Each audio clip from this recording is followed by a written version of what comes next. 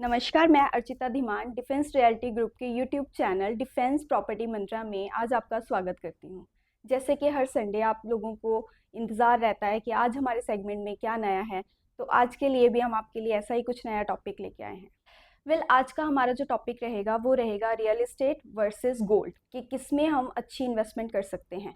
इस टॉपिक पे बात करने के लिए आज हमारे साथ हैं डिफेंस रियल्टी ग्रुप के managing director Rakesh Sharma ji. Thank you Archita. और आपका जो सवाल है विशेष करके फीमेल को बहुत ज़्यादा अट्रैक्ट करता है गोल्ड। और गोल्ड इन्वेस्टमेंट मैं बात करूं इंडिया में इमोशनल भी है और लोगों के दिल से भी जुड़ा हुआ है। और विशेष करके गृहिणियां हैं वो सहेज के रखती है, दहेज में भी मिलता है और ख़रीदती भी है कि सबसे ज़्यादा गोल्ड में इन्वेस्टमेंट अगर मैं बात करूं प्रोक्योरमेंट इंडिया के अंदर है। विशेष करके जब हम भारत की बात करेंगे तो गोल्ड में पैसा बचता है, गोल्ड पैसा बचाता है, लेकिन रियल एस्टेट में पैसा बढ़ता है, रियल एस्टेट में पैसा बढ़ाया जाता है। दोनों का जब हम कंपैरिजन करेंगे तो सबसे पहले समझना जरूरी होगा कि गोल्ड क्या है। लिक्विड इन्वेस्टमेंट है कि आपको जब पैसे की जरूरत पड़ी आपने गोल्ड को सेल आउट किया, उसको मॉर्गेज कर दिया। मॉर्गेज करना भी ईजी है, जबकि रियल एस्टेट हमेशा लॉन्ग टर्म एसेट है। हम शॉर्ट टर्म के लिए नहीं ले सकते। जब भी अगर आपको पैसा भी लेना तो इधर इसके ऊपर लोन होगा, लोन अगेंस्ट प्रॉपर्टी होगा, या सेल आउट करना पड़ेगा जो टोटल प्रॉपर्टी सेल आउट होती है। तो बेसिक डिफरेंस समझना होगा कि गोल्ड हमारे लिए ऑलवेज अट्रैक्टिव क्यों है, क्योंकि यह लिक्विड मनी है, real estate long term investment है और इसके साथ ही safer and best investment real estate माना जाता है। सर, मेरा पहला सवाल आपसे ये है कि अगर मैं बात करूं पिछले 25 सालों में गोल्ड ने ज़्यादा हमें रिटर्न्स दिया है या रियल एस्टेट ने? और सबसे पहले हम बात करेंगे कि जब भी कंपैरिजन होता है तो गोल्ड, रियल एस्टेट और शेयर मार्केट या म्यूचुअल फंड का, लेकिन आज हम बात कर रहे हैं गोल्ड वर्सेस रियल एस्टेट की। तो इसमें मैं आपको 30 साल का अपने दर्शकों के लिए एक कंपैरिजन दूंगा कि 30 साल में पिछले गोल्ड किस तरह से इंक्रीज हुआ है, कितना परसेंट इंक्रीज हुआ है। और जब भी हम कंपैरिजन करेंगे तो गोल्ड को कैलकुलेट करते हैं 10 ग्राम्स में कि 10 ग्राम गोल्ड का इंडियन करेंसी में रुपी में क्या कॉस्ट होगा। तो 30 साल के कंपैरिजन की शुरुआत हम करेंगे 1995 से।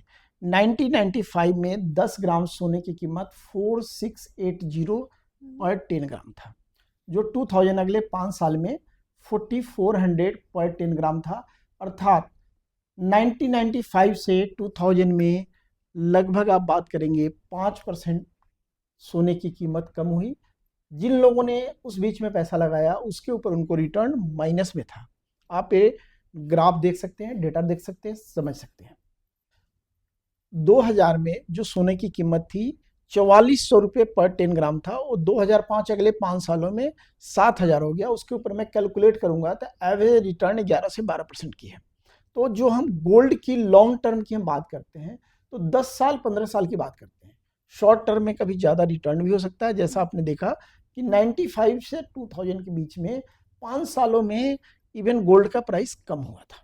अगले 5 सालों की बात करेंगे 2005 से 2010 7700 से बढ़ के गोल्ड 2010 में 18500 हो गया। अगर 5 सालों में रिटर्न की बात करेंगे तो उसके ऊपर लगभग 22 से 24% की उसके ऊपर रिटर्न है, जो बहुत ही अच्छा रहा 2005 और 10 के बीच। अब अगले 5 साल में 2010 से 2015 में 18,500 से बढ़ के गोल्ड 26,000 हो गया, जो एवरेज रिटर्न उसके ऊपर 10 से 11% की है। तो अब देखेंगे कि हर 5 साल में गोल्ड का रिटर्न वेरी करता है। इसलिए जब भी हम गोल्ड की बात करते हैं, लॉन्ग टर्म की बात करते हैं, शॉर्ट टर्म में अगेन आप देखोगे कि प्लस माइनस चलता रहेगा। 2015 से 2020 जो कोरोना काल था उस टाइम की कंपैरिजन करेंगे तो 26,000 से गोल्ड बढ़ के 50,000 का हो गया, लगभग डबल पहुंच गया। रिटर्न 19% के एवरेज में था। अब हम बात करेंगे जो करेंट 5 साल 2020 से 2025 गोल्ड का प्राइस 50,000 से 70,000 पहुंच गया और आज के समय में गोल्ड लगभग 1,40,000 का है, जो एक साल के अंदर आप देखोगे मल्टीप्लाई किया है। डिफरेंट रीजन, बहुत सारी स्थिति है, उसके ऊपर भी आगे बात करेंगे। तो अगले 5 साल में गोल्ड के ऊपर लगभग रिटर्न अगर मैं बात करूं तो 10% का रहा है।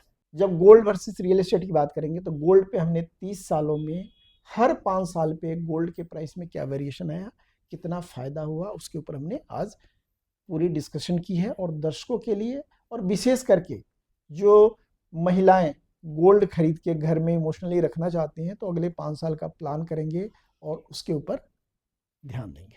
सर, अगर कोई मिडिल क्लास फैमिली इन्वेस्टमेंट करना चाहती है तो उसे कहाँ से शुरुआत करनी चाहिए? देखिए, अगर घर में शुरुआत होती है तो गोल्ड एक प्राइम आता है। गोल्ड से आप वेल्थ क्रिएशन नहीं कर सकते। मैंने आपको बता दिया, गोल्ड एक इमोशनल इशू है, ज्वेलरी में आता है। कई बार लोग कहते हैं कि जब भी जरूरत पड़ा गोल्ड को लिक्विडेट कर लेंगे, इजी है। लेकिन वेल्थ क्रिएशन के लिए आपको प्रॉपर्टी में जाना पड़ेगा, जिसमें ईएमआई बेस्ड प्रॉपर्टी क्रिएशन भी है। आज आपको बैंक लोन दे रहा है, आप एक मार्जिन मनी दे के प्रॉपर्टी ले सकते हैं।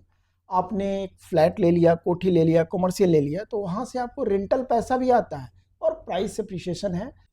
आजकल के सर जो स्मार्ट इन्वेस्टर्स हैं वो अपने पैसे को कैसे डिवाइड कर रहे हैं? अर्चिता, मैं स्मार्ट इन्वेस्टर के साथ साथ स्मॉल इन्वेस्टर की भी बात करूंगा, जो इन्वेस्ट करना चाहते हैं, प्लानिंग नहीं कर पाते। तो अगर आपके पास 100 रुपये हैं, आप इसको नोट कर लें, मैं इसको 100 रुपये से डिवाइड करूंगी, या परसेंटेज में आप ले लें, तो गोल्ड में मैक्सिमम इन्वेस्टमेंट आपका 15 से 20% होना चाहिए, या 15-20% होना चाहिए। ठीक है। दूसरा मैं बात करता हूँ, प्रॉपर्टी में आपका इन्वेस्टमेंट 60 से 65% होना चाहिए, और 20% का लिक्विड फंड, चाहे आपका एफडी हो, म्यूचुअल फंड में हो, बैंक के सेविंग में हो, पोस्ट ऑफिस में हो, सो दैट इमरजेंसी फंड में आप उसको यूज कर सकते हैं। तभी आप एक कंप्लीट फाइनेंशियल प्लानिंग कर सकते हो। सर, गोल्ड में जो इन्वेस्टमेंट है वो सबसे ज़्यादा सेफ कब रहता है? देखिए, गोल्ड में ना, जब अनस्टेबल मार्केट हो, जब लोगों को वर्ल्ड वाइड समझ में नहीं आ रहा कि पैसा कहाँ पार्क करें, तो लोग गोल्ड में करते हैं। दूसरा आता है जब इन्फ्लेशन, महंगाई बहुत हायर लेवल पे हो, गोल्ड का इन्वेस्टमेंट बढ़ जाता है, रिटर्न भी उसके ऊपर अच्छा आता है। तीसरा, वार लाइक सिचुएशन। ऑलवेज आप देखेंगे जब भी वार लाइक सिचुएशन आता है, तो कंट्रीज बात करें या कंट्री के रिजर्व गोल्ड की तरफ बढ़ते हैं और गोल्ड में इन्वेस्टमेंट ज़्यादा बढ़ता है। सर, रियल एस्टेट कब सेफ माना जा सकता है? देखो, सबसे पहला है प्रॉपर्टी लीगल होना चाहिए, उसके ऊपर आपका कब्जा होना चाहिए, और इसके साथ साथ लोकेशन भी राइट लोकेशन होना चाहिए, क्योंकि लोकेशन से ही प्रॉपर्टी का प्राइस डिसाइड होता है, और आने वाले टाइम में उसके ऊपर कितना रिटर्न आएगा, कितना इजीली सेल होगा, और कितना पैसा आप बना सकते हो, सारा लोकेशन के ऊपर डिपेंड करेगा।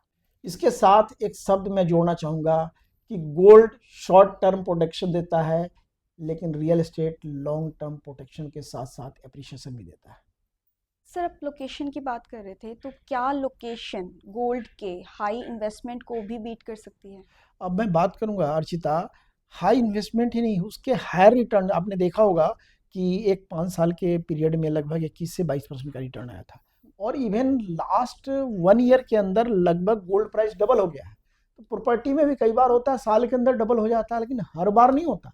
लेकिन एवरेज में बात करूंगा, अगर लोकेशन प्राइम हो, बेटर कनेक्टिविटी हो, फॉर एग्जांपल मैं बात करूं, अगर एयरपोर्ट के नियर बाई हो, मेट्रो के नियर बाई हो, नियर बाई रोड निकल रहा हो, फ्यूचर डेवलपमेंट हो रहा है, आईटी सिटी आ रहा है, एजुकेशन का कुछ बन रहा है, इंफ्रास्ट्रक्चर में न्यू डेवलपमेंट आने वाला है, ये सारा लोकेशन को प्राइम बनाता है।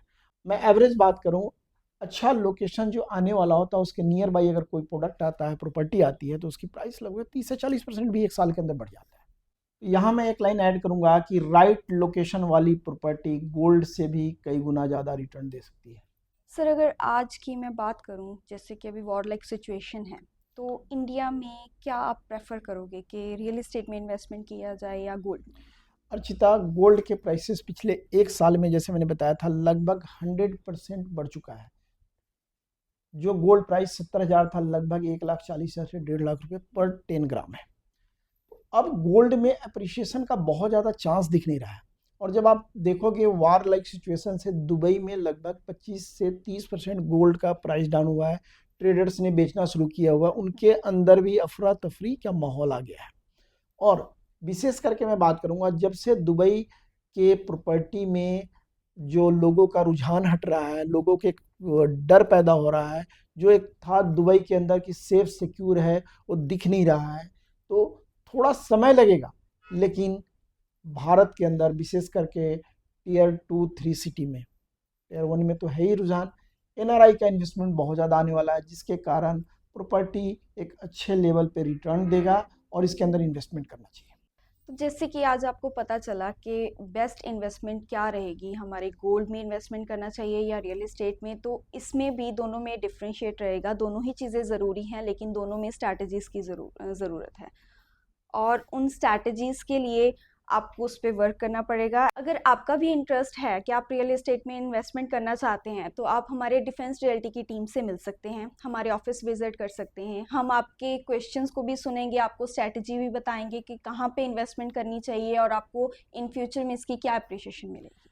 अर्चिता, यहाँ मैं एक ऐड ऑन करना चाहूँगा कि डिफेंस रियल्टी ग्रुप का अपना एक्सपर्ट पैनल है जो पैन ट्राई सिटी में और पैन इंडिया हम लोग एडवाइस करते हैं। हम लोग प्रॉपर्टी का रिव्यू भी करते हैं, उनकी रेटिंग भी करते हैं, बेस्ट प्रॉपर्टी एडवाइस करते हैं। आप प्लान कर सकते हैं, खरीद सकते हैं, नंबर 1। दूसरे नंबर में, आप अगर कोई प्रॉपर्टी फाइनल भी करना चाहते हैं तो हमारी टीम से बात करिए। हमारी टीम आपको उसके सारे लीगल पहलुओं की जानकारी देगी और आपको सजेस्ट करेगी कि आपको इन्वेस्टमेंट करना चाहिए या नहीं। तो और जानकारी के लिए और ऐसे टॉपिक्स की इंफॉर्मेशन के लिए हमारे चैनल के साथ जुड़िए, लाइक करिए, सब्सक्राइब करिए और शेयर कीजिए। Thank you. Thank you so much.